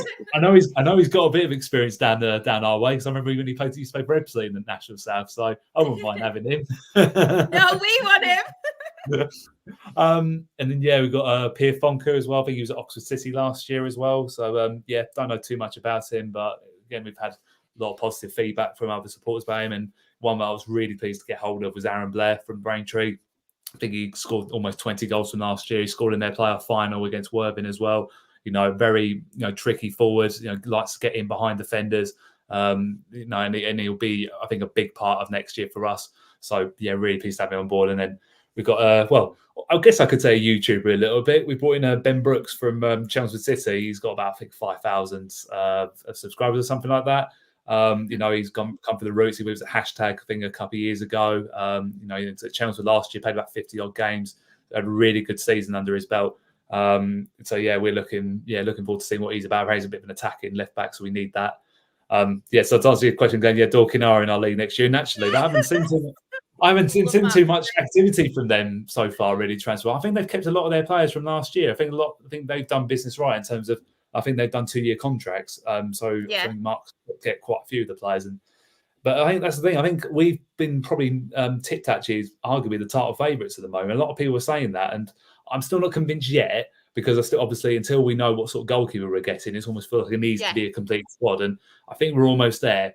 But title favourites, possibly. I think we've probably had better squads over the years, but like I said, better signers we've brought in. But to be fair, on paper, these are most of these signers I do know, and I know they've got capability about them playing at this level. So if we can go for it this year, which I think we should be going for it anyway, then brilliant. But I think we're going to have Dorking and Bournemouth chasing us the whole time. It's going to be a very difficult year next year. So we're just praying on a goalkeeper. Come on, George, give me a goalkeeper in the next 48 hours if you can, because we can't go into that first pre-season game next week with no goalkeeper. Otherwise, I'm going to have to sign up. Next season as well, if you meet Mark White, please get him to do me a video message. He is my idol. I love that man. The only claim I've got with Mark White, to be fair, and it's very much of a stretch, I had to get sugar for him for his tea, because he was asked by his kit man to get sugar for him. That was during the COVID times. It was, and I was like, don't know if I wanted to give him only a grain of it, because I thought he was an arsehole at that time. So I thought, I'm not doing that yet. But now I'll happily make the team for him now. I do, to be honest, I do hope I just get him eating properly next year, because I never really. got the opportunity, to be fair. I mean, I've been watching the documentary and everything. He's a brilliant character. And, you know, I would love to meet him. As long as we beat him, of course. I'm not going to meet him if we lose. That's not going to happen. So, I want to stay away from him as soon as possible. He's my hero. He is my hero. Yeah, do you know what? I could have been the first one to say about 5-6 years ago when we first played him, he's a right arsehole. I do not like him whatsoever. But the whole documentary has done him the world of good. Bringing quality, isn't it? Exactly. And I just love his interviews. I love him. I know everyone watching because he knows full well that people watch when they lose because he knows that he will just go on a rant about everything. But I just love his passion. It's so refreshing to hear from a manager. So many of them are robots these days. And like just watching him, you know, when they've like lost a game, you just love hearing his opinions because it's like almost like hearing a Sunday League manager talking to you. And I mean that in the best way possible. So, I'll say, George and Kobe, get your Wolves connections out. We want Lewis No! Don't do it, George. Don't do it. I'll have to send this to him later. Not a chance. Not a chance. Yeah, apart from that, that's where we've got at the moment. New pitch has been sorted out now. That's all been relayed. So, it looks beautiful. It does. So, hopefully, we can keep that in good condition. So, you don't want Louis Molden there, then. He'll ruin your pitch. No, probably not. Wouldn't want to damage his knees. As is a shithole. Let him come to Dale. If anyone from Rochdale is watching, I know it's not a shithole. So, please don't disown me. What's going on today on those? Much going Nothing. on? Nothing. No? We've launched a new website today. That's it. Yes. That's it. No movement on Keane Hayes yet, Shah? No. I mentioned last week, obviously, George Never has left us. We apparently got a 6-figure sum for him as well, which was really, really good. He's gone to Peterborough, which a lot of people were quite disappointed with. They said, why Peterborough? But I thought that was a fantastic move for him because I feel like with Peterborough, he'll get featured, even if it's just like the Carabao Cup games or that Bristol Street Motors. I think he'll have a better chance of developing there because they are known, aren't they, for developing young players rather than him sitting in an academy from a Premier League. It's because I'm thinking about Louis Molden now. I've got me all stressed. I've already been on the phone to George now. He's on the phone. This is the last time you'll all see Ben tonight. So make sure you see him. I'm joking. Lovely, guys. I'll still keep watching though. I'll be Gary Garner in the comments. But it was one of them where everyone was like, oh no, we could have got more money from a Premier League side. But I think, would we? And why do that when we've got someone like George Never who deserves a chance to obviously come on? And there's going to be clauses in the contract as well. So obviously, whether it's off appearances, whether it be sell-on clauses, we're quite clever like that, Rochdale. So we will get something else from it. But he deserves a chance to obviously play at a higher level as well. But nothing on the Keane Hayes front at the minute. People are saying, obviously, it helps with the George Never fund, with it being a 6-figure sum. Maybe we'll kind of use that money towards him. We've still not got a player in that position, which is obviously quite good considering. Devante Rodney as well. I've not been on since. I forgot. Why did I forget about that? Devante Rodney on Friday signed a extension. 2 years as well, new contract, 2 years, which is honestly amazing. So you were worried about that, weren't you, in case he was going? Didn't he get rid of all of his social media stuff or something? But, The thing was with Devante Rodney, it was linked with a lot of EFL clubs as well, and Blackpool was one of them. I don't know if there was any truth to it or anything. And I was like, the thing is with Rodney, with all the problems that he has had, would obviously he think if he has the chance to play at a higher level, would he take it? Because obviously he's playing at a higher level, but with obviously his setbacks from last year, would he kind of think this could be my last chance? I don't know what's around the corner kind of thing.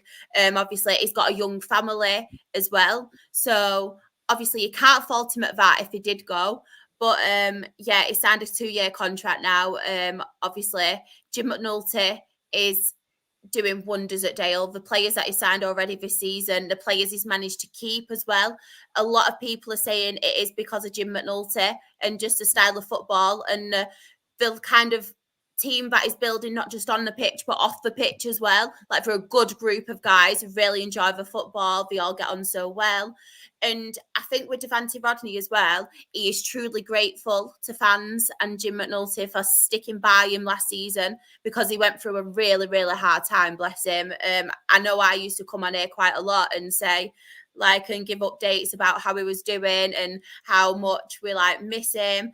And I honestly think if he can obviously stay fit and he doesn't have the problems that he did have last season, I think he could be a fantastic player for us, obviously this next coming season, because the goals that he scored when he did come back, they were really vital. And just having him there, and he's really solid as well. He holds the ball up. Him and Cairo Mitchell together, and even him and Ian Henderson together, who Ian Henderson's obviously signed an extension as well, only for 1 year, and this will be his final year. It's all been announced, which is sad, but it's going to happen. But him and Henderson work so well together, and I just think having Devante Rodney stay fit for the whole season, we could really be dangerous, because we've signed some really good attacking players. And if we do manage to get Keane Hayes as well, I think with us, we have not really been talked about as much as we should, but I'm quite happy with that, because a lot of these journalists and a lot of these people on social media are like Barnet this and all these different teams, and your Suttons, your Forest Greens and stuff, and Jim McNulty's quietly building a side that I think could contend for playoffs. And I think, I'm not saying we're going to go up as champions, we're going to win the league and stuff, because I don't think we will, but I think we will be serious contenders for next season if we do get a couple more players in. One, obviously, being a goalkeeper, because we need a goalkeeper. Louis Molden, hint, please. Hint, Louis Molden. I am going to clip it. I'm going to tag you in it. Hint, do not sign. If you get a phone call from George Elakovi, don't do it. I think it's important to remember as well that it is such an open National League though next year. Like, you always do forget that. I think that there's no real big guns in there. The ones you go, guaranteed to finish top of the league. Like, I generally do think, I mean, that's the thing, especially with everything that's gone on with Rochdale in the last year or so. Like, there's going to be new life in the club, and like I say, the players you bring in now are surely going to buy into the project that's going on there, because it will be a work in progress. But at the same time, Rochdale are one of the probably bigger clubs in that league. So there's no reason why they can't contend for the playoffs next year. It really wouldn't surprise me. I mean, so that's the thing. Even with all your financial troubles last year, you still weren't that far off, were you? Exactly. So, and you think now, you've got, a bit more stability now going on at the club. It almost feels like, right, we can kick on from here now. So it really wouldn't surprise me if you guys do go on and really contend next year for promotion. Do you know what's so positive as well? It's like seeing all these contracts come in, and even the players that we've signed, we've not actually spent any money as of yet. Like, we've got these good players on free contracts, but we're able to offer them 2-year contracts. And for quite a lot of seasons now, that's something we've never been able to because of our financial difficulties. And it's so refreshing to see. And I think we'll still go, because they've basically come out and said they're not gonna throw money at it as like other teams have previously, which, to be fair, I'm more than happy with. They want to sustain the club and get the club up and running first before obviously then they want to spend like more money, which I completely agree with. They want to still, even though our academy now, we have lost quite a bit of our academy, because you only get funded, don't you, that first season, and then obviously you lose that. So our academy, a lot of that we've had to kind of get rid of. They're looking at new like opportunities and trying to do different ways to kind of bring the academy on and stuff. They are looking into it. I know when they did not the fans forum as such, but when the new board members and obviously the new co-chairman, they did a meeting with him, they were basically saying about these opportunities. And I think they went and visited, is it Boreham Wood? I think they have quite a good like the academy projects and things like that. So we actually went and visited them to see how we could kind of go about it as well, which I think is really, really good. They still want to get that whole academy players, bringing young players on and then selling them on, which I think is brilliant as well, because that's always been the Rochdale way. But yeah, it's just looking really positive. As I've mentioned, all of the players at the minute we've offered contracts to have signed, apart from Cameron John and Jimmy Keohan. But I do think they have been on holiday as well. So I'm hoping, fingers crossed, we can sign them, because I think if we keep a lot of the squad that we had last season and build on that, I think we'll obviously do very well. I think we do need someone like Kean Hayes as well. I think that's vital.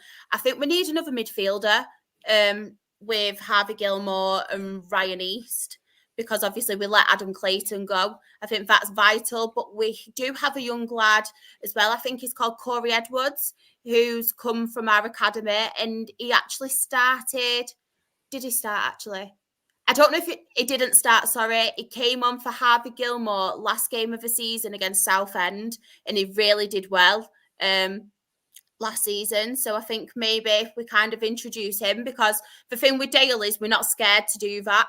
It's like George Nevitt. His first game for us was Ebbsfleet at home on telly, because Jim McNulty says a lot of his friends in football, and even Keith Hill, our ex-manager, phoned Jim McNulty that day and went, "What are you doing? Why are you doing this?" He's a young lad. And he said, "Just trust it. Just trust me on this one." And then obviously the way George Nevitt went last season, then obviously got his dream move, which is just amazing. So yeah, I think this is why I'm not into the Euros, because I'm so excited about Rochdale. It's just so positive to what it has been the last few seasons. So much more positive. But yeah, we have a lot of people in the chat as well saying EFL news. And guys, if any of yous want to come into the chat and tell us any news on your club, please let us know. Chris has put about 2 weeks until National League fixtures are released. I know it's so annoying that ours are so late. So annoying. Just don't give me we got Cardiff away first game, and then our second away game's Plymouth away. Can he trick all of it? Don't you? Yeah, I think the third one's quite difficult. I'm sure they said it was like 2,600 miles by September with the travel. So I think we've got quite a long way to go down and back up. But we've got Blackburn away on Boxing Day, which would be a cracking Christmas trip out there. I love Blackburn's a great stadium as well. So Sam's just put on there. Actually, I was meant to mention that earlier on. Billy Sharp, the Doncaster, that's a fantastic signing. Very good signing. He'll get bags of goals for Johnny next year in League Two. Very good signing. I think they'll be quite a great side next season. Some of the signings that they're making, obviously last season as well. The run they went on, and then it was playoffs, wasn't it? Yeah, they got beat in the playoffs. Yeah. I think they'll be a very good side. Glenn mentioned before as well, I don't know if anyone's seen, but the Crawley, 5 players I think they've lost so far. Didn't their goalkeeper today go to Stockport? Yeah, Corey Adai, yeah, I saw that. And they've lost, what was his name? The striker as well, one that got a lot of goals from. I can't remember his name now, off the top of my head. Anyone in the chat, let us know. Maguire, yeah, everyone chat will know. Any Crawley fans are in the chat, let us know. My brain's gone to melting. Luke as well, he has put, the only news from us is just departures really. Exeter agreed a fee with Gateshead for midfielder Ed Francis, and Jordan Hunter left the club for Chester. Sad times about Ed Francis. Yeah. Obviously Mr. didn't care much about Jordan Hunter. I know. I think Jordan Hunter's ex-Sunderland. I think he's an ex-Sunderland youth player, Jordan Hunter. He rings a bell for some reason. As well, Gateshead have managed to keep hold of Mike Williamson as well. And I think they're now appointed him as full-time manager now, haven't they? So yeah, they have. That's big for them in terms of them progressing next year. And hopefully they've got that lease sorted out, and that's they're going to actually go for the playoffs next year. Because again, they're another side, I think, look, they can really do well next year if they build up on what they did last year in such an open league. I mean, I've always said, even when Mason were in there, they were one of the best footballing sides we played in that division. So I'd expect them to be up there near the playoffs again, to be honest with you, for what they've got. And by the way, I did see the comment, it was Orsay I was thinking of. That was the one. So that's it. Tranmere Rovers show has said as well, Tranmere have signed Cameron Norman from MK Dons on a free. Good signing. Does anyone else want to talk about anything? Any standout news for them?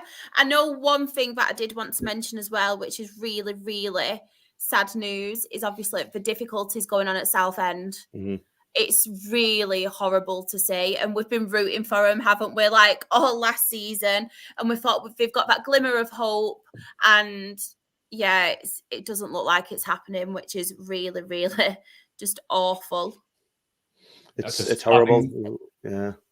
Yeah, I remember they had a TNT Sports game not long after the purchase of the purchase sale of the club was made, and obviously they had the whole consortium on the pitch, saying about what they were going to do and everything, and there was so much positivity around Southend at that point, and now it just seems like it's just gone to pot again, and I feel so much for their fans. They've got such a fantastic fan base. It's a lovely historical ground to go to, Roots Hall.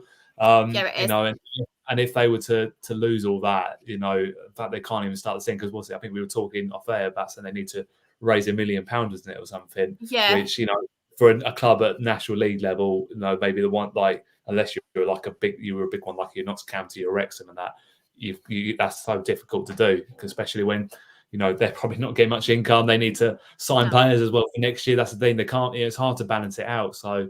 Yeah, I really do pray for them, that they get through this again, because their fans have been through absolute turmoil in the last, few years. And, it gets to a point now where you think, how much more can they take of it, really? And, I do hope that they can come through this again, but it is looking glim at the moment again, isn't it? It's so sad as well, because I've seen like a lot of the Southend fans on Twitter, and they've basically just given up now. It's been like, we've been through it, it's got to this point, and we just have no hope whatsoever. And it's so sad, because you just kind of hang on to that little bit of hope, don't you? And that gets you through it. But they've literally got to the point now where they're like, we're done. We're gone. There's no coming back from this. And that's so sad.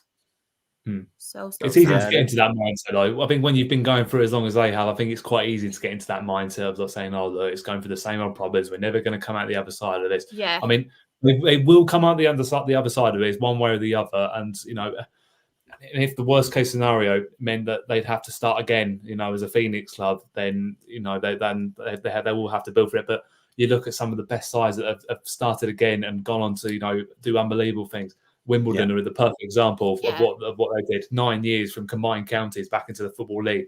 I know there's a lot of supporters that will be thinking, I don't want 9 years of playing, in these leagues and that. You want to be going back into the Football League, because they are a Football League side. Let's make that clear. Yeah. They are a Football League side. Yeah. They were for so many years. And, no one wants to see them go out of business. I certainly don't want to see them go out of business. But, I think if it could mean that they could really re-energise the club again, and maybe bring some new life in, then maybe it might be the best thing for them. But, obviously, I don't want it to happen that way. I really would hope that they'll get this sorted out. They can raise the money they need to, and, they can be cut some slack a little bit, because it's just, I would hate to be a Southend fan right now. It really has been so bleak for them. So it's horrible, isn't it, when you're like kind of looking forward to the season, the fixtures are due out, we're 6 weeks away, this, that, and you're there, and then you think, are we going to have a team to have fixtures in a couple of weeks' time? It's so sad. And then Bury had the same thing as well, didn't they? When they got promoted to League One, they're probably looking forward to seeing the League One fixtures. And, was it about a month before the season started, or maybe just before the season started, they're getting all these things saying that we're not going to be able to continue. And, for especially like, any time it's bad to have it. But when you've just got promoted into League One, I made a brilliant season, and then they're told we're not going to have the money to do it. We're going to have to start again. We're going to have to go. Like I think, because it took them about a couple of years to come back.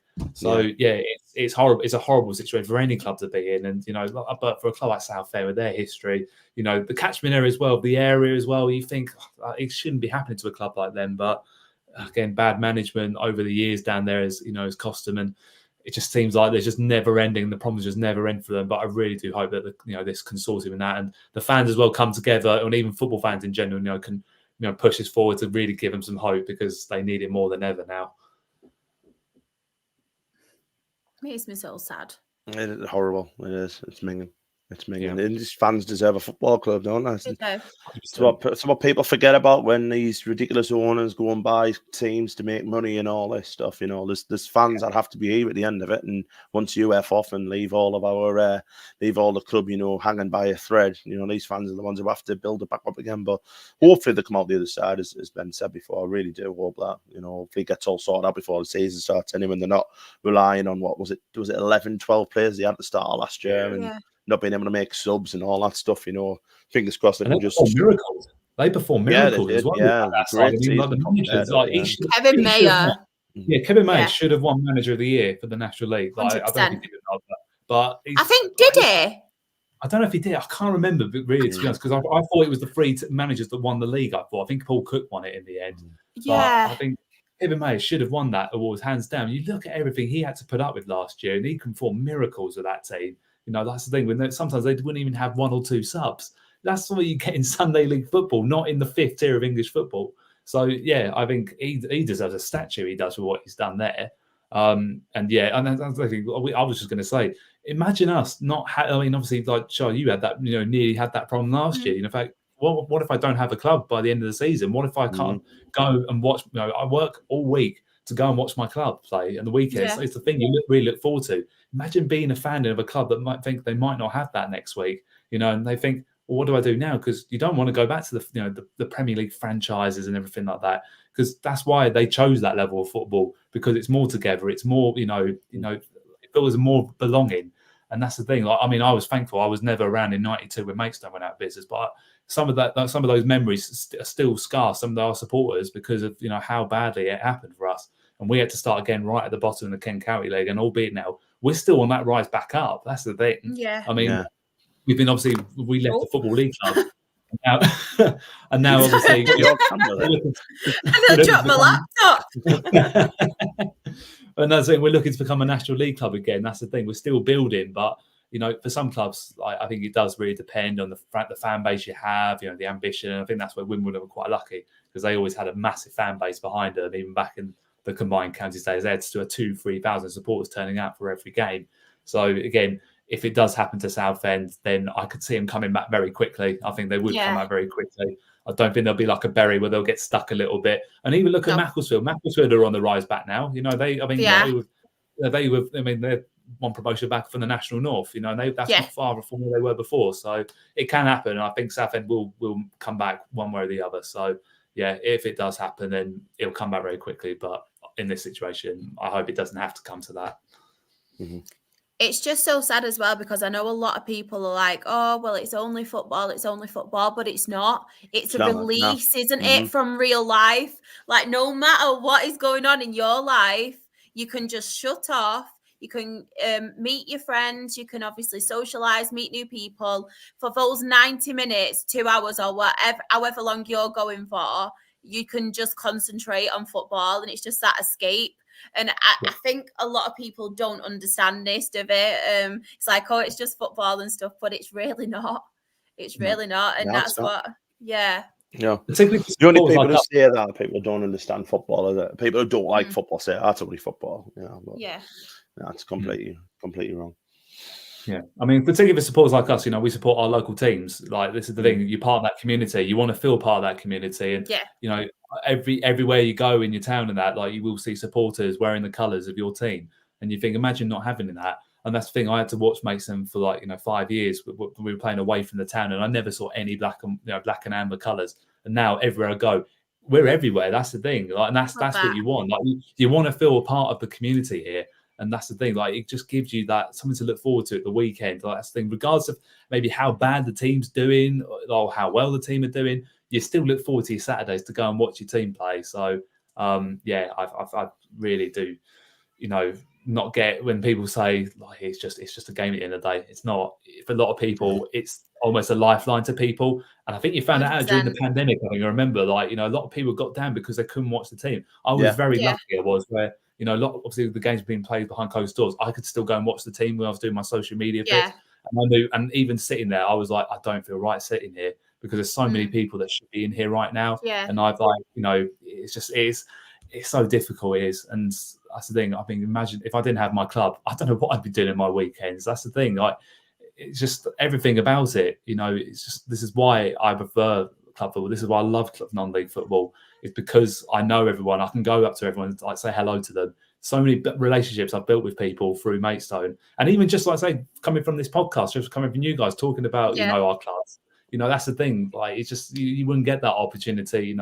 Certain other places or interests people might have. This is like a place where we can release our energy a little bit. We've been on a rant tonight about England, and that's the thing. It's nice because it gets you that little bit of a release that you need just to let off some steam. And like that's the thing about doing these sort of podcasts. It allows you to just be yourself and just talk passionately about your team or other people's teams and just football. Football in general. So yeah, it's a massive part. And I think people forget. A lot of people don't realise that. Yeah, I completely agree.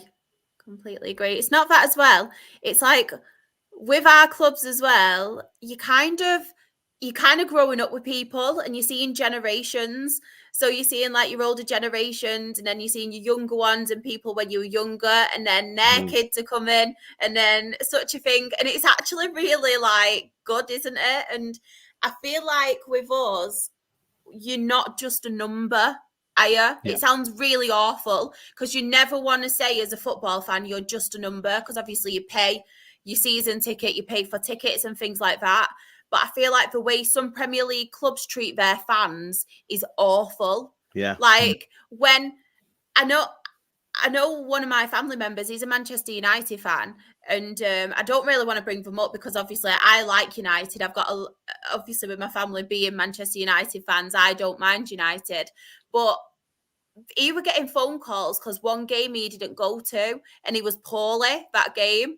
And he didn't go to that game and they're ringing him up, like asking him and was like, well, if you don't use it, we can like sell your ticket on and things like that. And it's like, he was poorly, like really poorly that like week or whatever.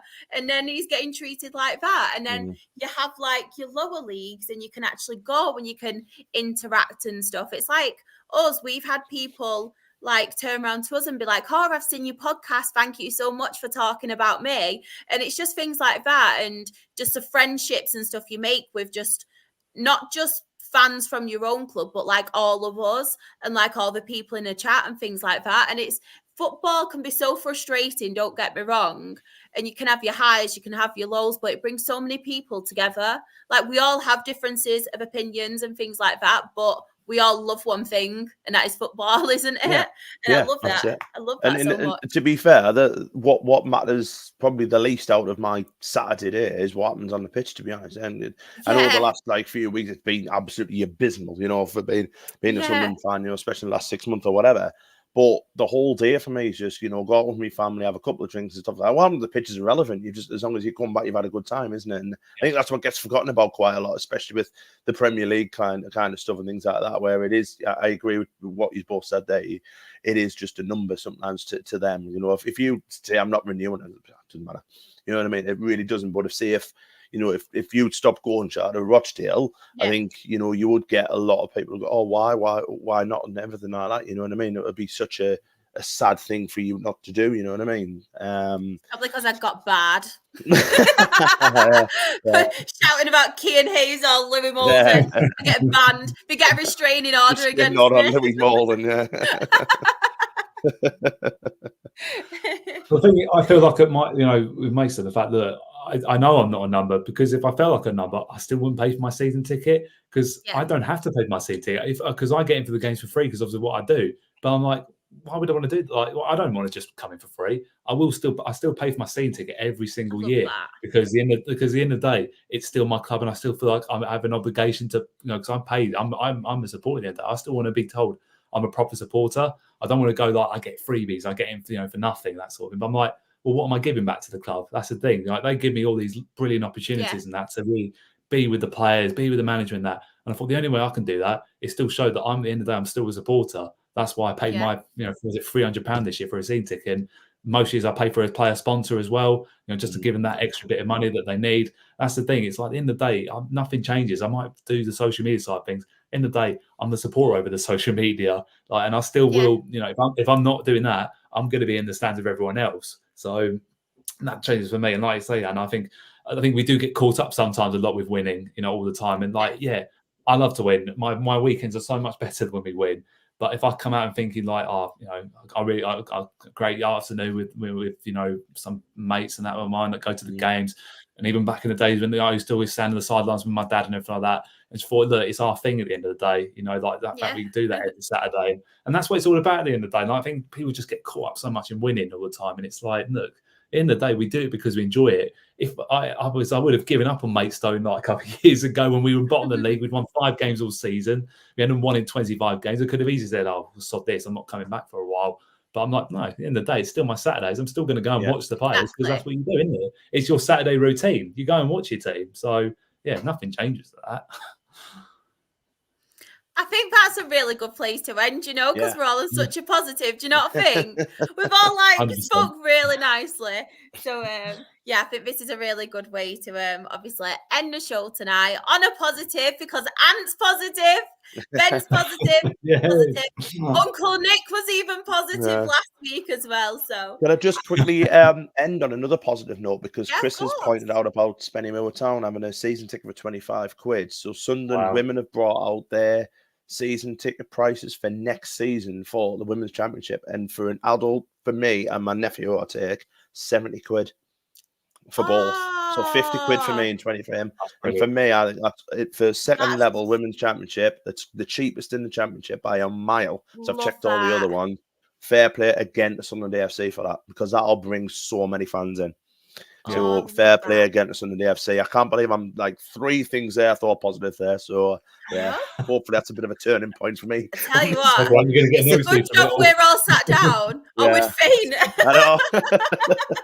But no, that's amazing news. That amazing news. Yeah, definitely. I'm still in shock, Anne. I'm still in shock.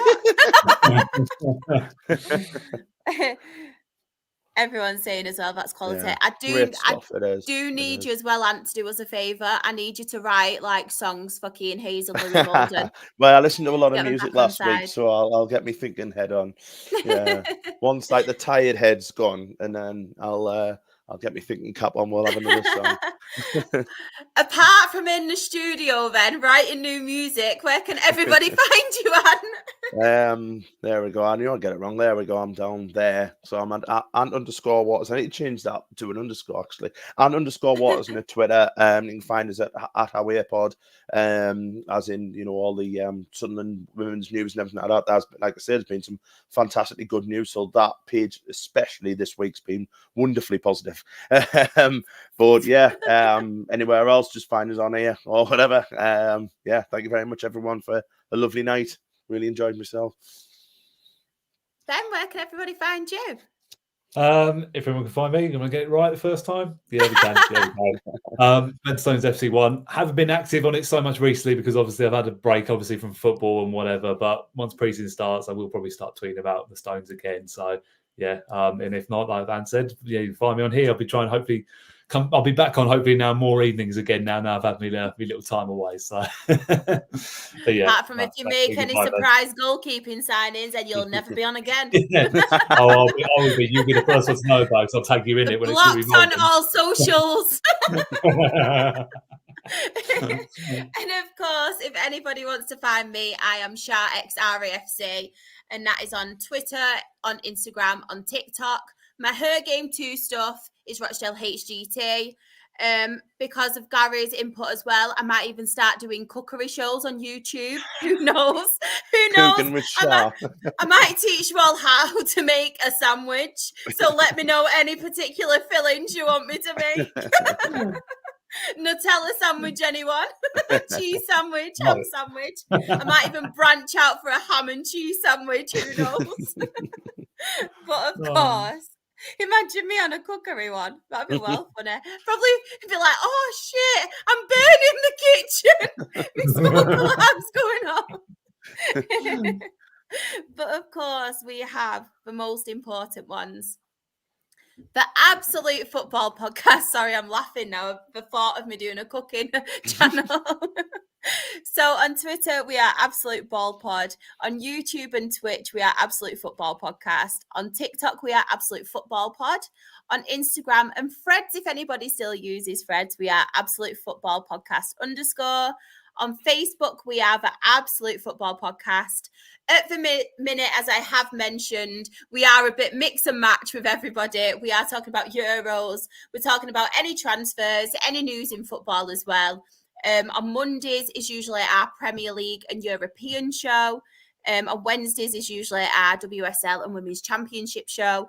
And then on Thursdays is our lower league show. And we cover the EFL Championship, League One, League Two, National League and the National League, North and South, as from next season. Well, this season coming up. Next week and the next couple of weeks, we will be previewing any fixtures. We'll be having a look at fixture lists. Fixture lists. And then we'll have a couple of preview shows, but we will obviously have to break them up into EFL and the National League because we will be on for a whole day. If not, we will be doing it for ages. So we will be splitting them up. But yeah. Everybody in the chat as well, thank you so much for your continued support, and whether it's coming in, watching us each week or each show that we do, whether it's your kind words on social media as well, it would not be as good as it is without you all. You all make it a very, very, very nice place. We love the community that we're building as well. We appreciate you. And yeah, have a lovely weekend, everyone. Bye. Bye. Much of rough, yeah, we are. I don't know. Oh no, we're not. Still live. It's taking ages.